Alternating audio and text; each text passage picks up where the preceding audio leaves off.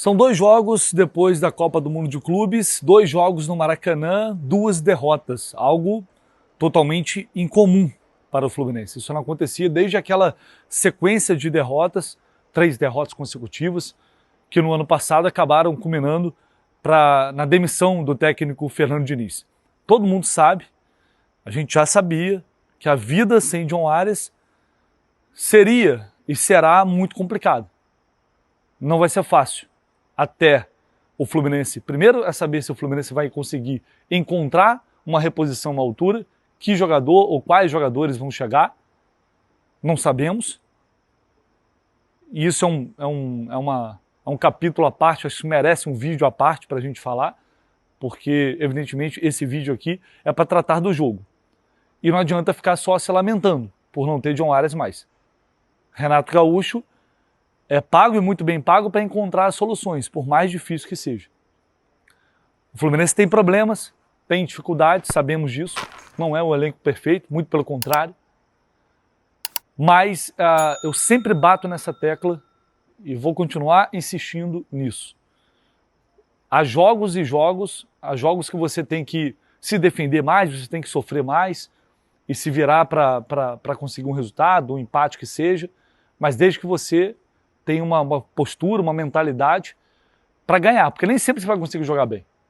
Muitas vezes, por exemplo, contra o Cruzeiro, né, o Fluminense levou 2 gols por falhas que cometeu no primeiro tempo, mas no segundo tempo dominou o jogo, levantou um monte de bola, finalizou um monte de vezes, colocou 3 bolas na trave.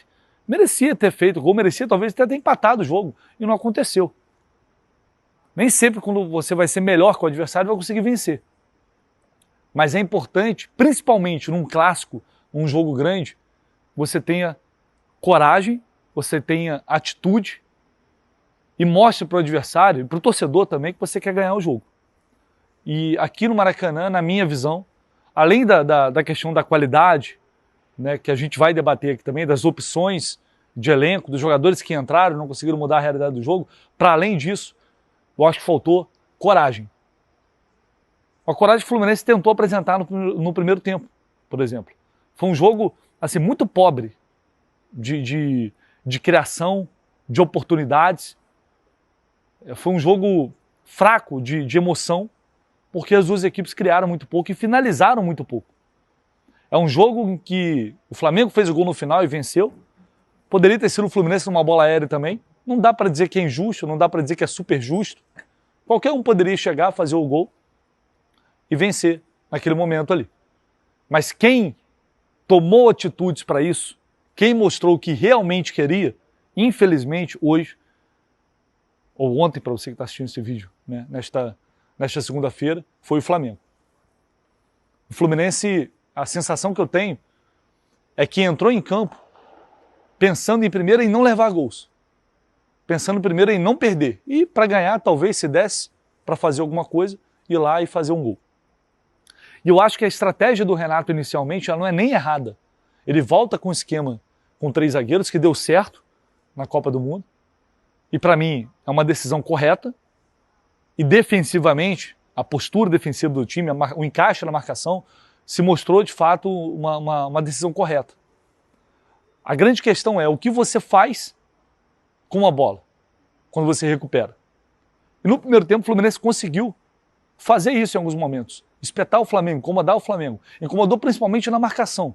O Flamengo passava no meio de campo. Quando o Fluminense não subia a marcação, que fez isso em alguns momentos, e o Rossi se viu acuado ali, um jogador que tem muita habilidade com os pés, mas se viu acuado e em alguns momentos ali foi realmente pressionado. Quando o Fluminense não fazia isso, ficava um pouco mais atrás, mas passava no meio de campo o Flamengo e imediatamente tinha pressão no cara que estava com a bola. Na linha defensiva atrás, sempre tinha uma dobra. Então o Luiz Araújo não tinha espaço para jogar. Do outro lado, o Cebolinha também não tinha espaço para aproveitar os corredores. Então o Flamengo não teve a opção de fazer bola longa nas costas da defesa do Fluminense. O Arrascaeta ficou encaixotado na marcação do Bernal e do Martinelli. Também não teve espaço e é o cara que faz o time jogar. Então defensivamente o Fluminense se comportou muito bem no primeiro tempo. E graças a uma boa atuação do Lima, disparada a melhor atuação do Lima na temporada, né, até porque o sarrafo dele está bem baixo esse ano, o Fluminense conseguia sair para o jogo, mesmo esbarrando nas limitações cognitivas do Canóbio quando ele está com a bola. porque é um jogador de quase 40 milhões, que é praticamente um artigo de decoração quando o assunto é resolver alguma coisa, produzir alguma coisa ofensivamente falando. Jogador que luta, que briga, que batalha, isso ninguém discute. Mas quando tem a bola no pé, é de uma inutilidade que chama a atenção. E um Everaldo também que é o Everaldo, mas que não dá para dizer que ele fez um jogo horroroso. Participou, fez pivô, saiu da área, se apresentou para jogar. Não foi um jogo ruim, não teve chance para finalizar. Em nenhum momento ele teve uma bola, ou o Fluminense criou uma situação que ele pudesse finalizar, ou qualquer jogador, na verdade. O jogo todo foi assim, de uma forma geral. Mas o Fluminense pegava a bola e incomodava, e saía. E era era exatamente o contrário do que foi contra o Cruzeiro. Contra o Cruzeiro, o Fluminense teve 70% de posse de bola, né? E o Cruzeiro foi lá e fez 2 gols. Nesse jogo, o Flamengo tinha 70% de posse de bola, não criava, mas o Fluminense se assustava. Então foi o primeiro tempo uma postura que me agradou. Falei, bom, o time está se defendendo bem, o Flamengo não pressiona, não cria chances, e quando tem a bola está tentando fazer alguma coisa. Agora, o segundo tempo, aí tudo isso cai por terra. Não dá para aproveitar nada. No segundo tempo, o Fluminense não existiu e parecia ter entrado em campo com a mentalidade de que vamos empatar, vamos segurar esse empate aqui, e se empatar, tá ótimo. Se der para ganhar o jogo por um acaso, uma bola, a gente ganha. Se não, vamos levar aqui. O Fluminense não atuou. O Fluminense praticamente não pisou na área do Flamengo e não finalizou uma bola no gol. Ah, mas o Flamengo jogou pra caramba? Não, porque defensivamente, insisto, defensivamente no geral, o Fluminense estava bem. Então, o Flamengo também não conseguia criar. Mas qual foi a diferença? Aí na minha visão. O Felipe Luiz faz substituições para ganhar o jogo. O Renato faz substituições para apenas recuperar o fôlego do time sem mudar a postura da equipe. Para mim foi um diferencial no jogo de hoje. Ah, mas eles têm mais opções. Tem, é claro que os caras têm um elenco muito mais baixo. Mas nesse jogo especificamente, quem entrou no segundo tempo é o Matheus Gonçalves. E já tinha quem estava jogando como titular no primeiro tempo era um garoto, o Ian. Depois entra Juninho Carabag. E aí, beleza. Entra o Pedro, que é um jogador que estava em litígio com o Felipe Luiz, brigado com o clube, parte da torcida vaiando na entrada do cara, e estava na cara que a merda podia acontecer ali. E não deu outro. Claro, era um jogador de qualidade, era um jogador diferente. Não estou discutindo, não estou falando que é igual. Mas independentemente da qualidade das opções que você tem, o Flamengo fez mudanças para tentar ganhar o jogo até o fim. E o Fluminense não. O Renato, mais uma vez, na minha opinião, demora a mexer no time. Né? O Canóbio fica em campo muito tempo, produzindo nada. E aí, finalmente, pegou e tirou o Serna. Colocou o Serna. Depois, muita demora para colocar o John Kennedy no jogo e tirar o Everaldo, que já estava cansado, desgastado. Ah, Alessa, mas o John Kennedy entrou e não fez nada. Beleza. Mas quando você faz uma mudança e dá uma resposta para o adversário, olha, eu estou querendo ganhar um jogo também, tá? Não é só você, não. O Renato manteve o esquema com 3 zagueiros o tempo todo, só foi mudar depois que levou o gol. Sempre foram substituições de 6 por meia dúzia, e aí não é só na conta do Renato também, não. É a postura dos jogadores em campo. Depois que o Fluminense leva o gol, o comportamento é patético. O Fluminense fica mais de 5 minutos tocando a bola no campo defensivo sem fazer nada. Totalmente conformado com o que tinha acontecido.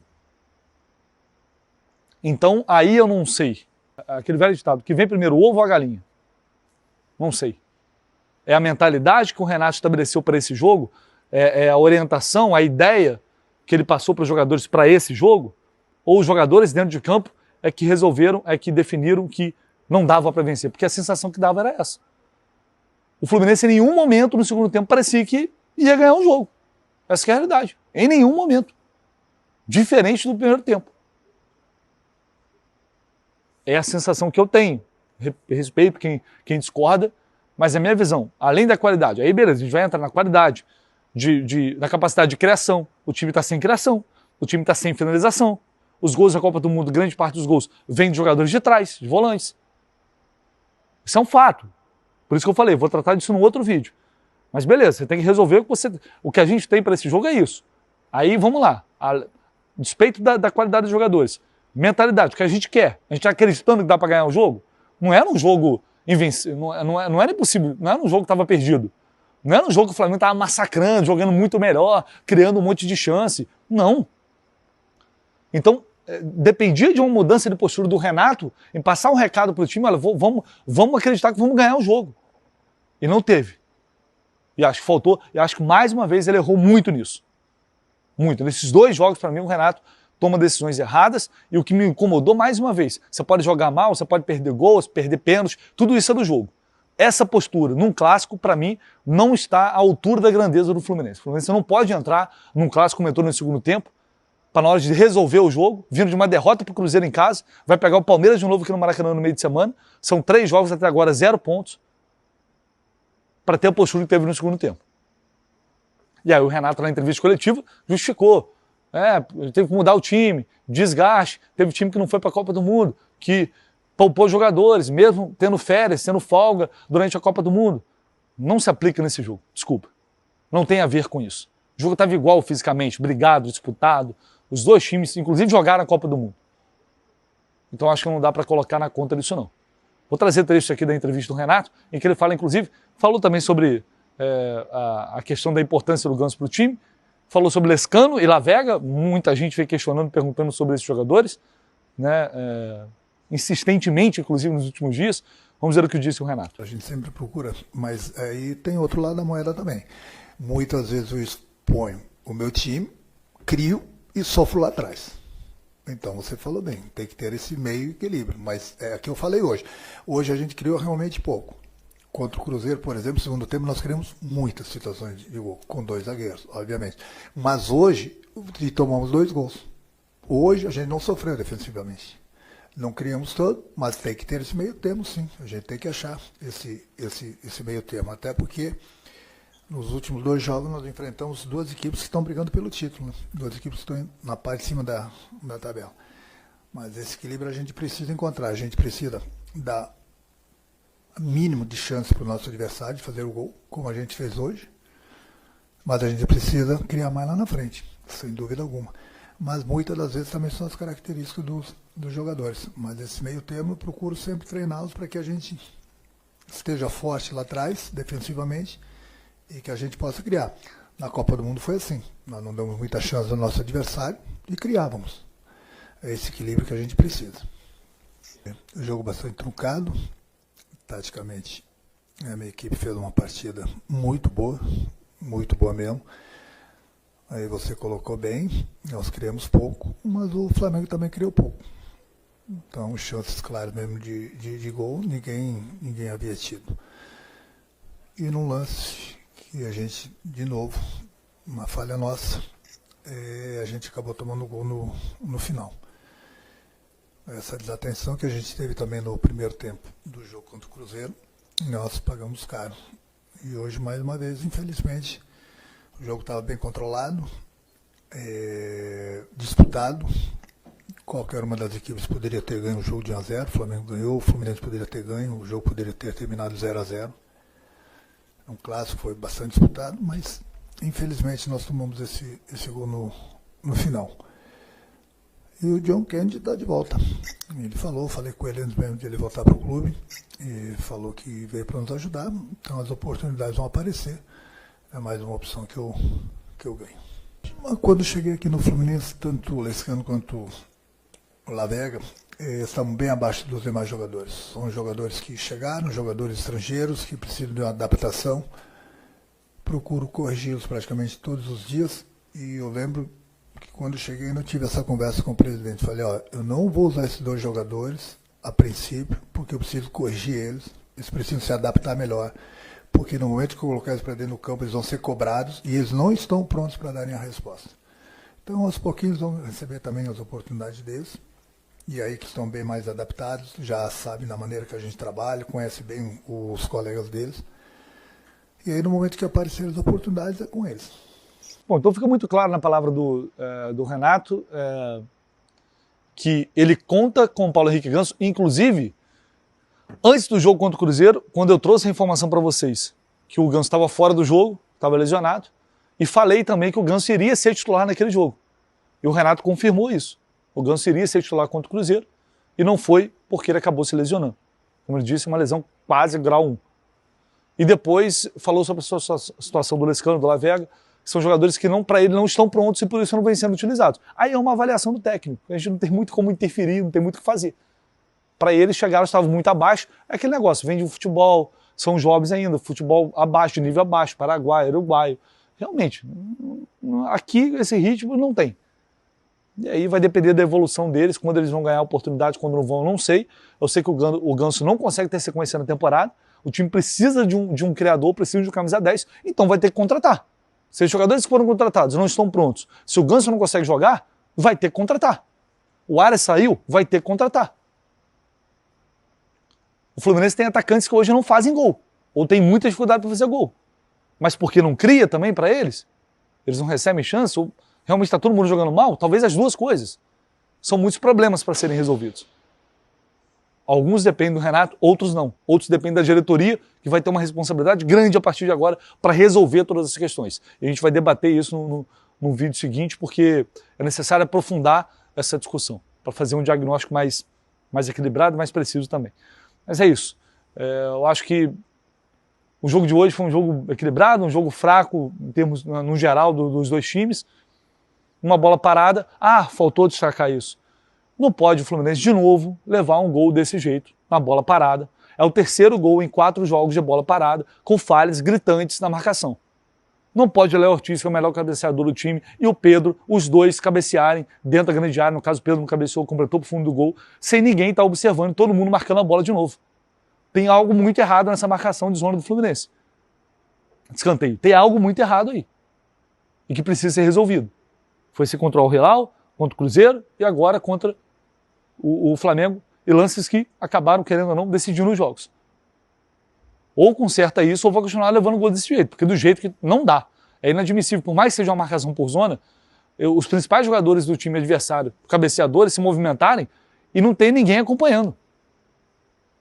Não dá para levar um gol desse no final do jogo, como foi o Pedro entrando por trás da defesa, o Léo Ortiz cabeceando sozinho, desviou, e o Pedro entrando por trás, ninguém está olhando o Pedro, e o cara em cima da linha, com o René do lado dele, vai lá e faz o gol. Não dá. Algo tem que ser feito, o Renato tem que entender o que está acontecendo. Mas é isso, vou ficando por aqui. Uma derrota dura, pesada, são 2 jogos, 2 derrotas, no Rio de Janeiro, apesar de que esse equivale a um jogo fora de casa, mas são problemas. Joga uma pressão muito grande para o jogo contra o Palmeiras, para uma melhora e para a conquista dos 3 pontos. É isso, galera. Vamos ficando por aqui. Um abraço para todos. E a gente volta ao longo do dia com mais informações do Fluminense.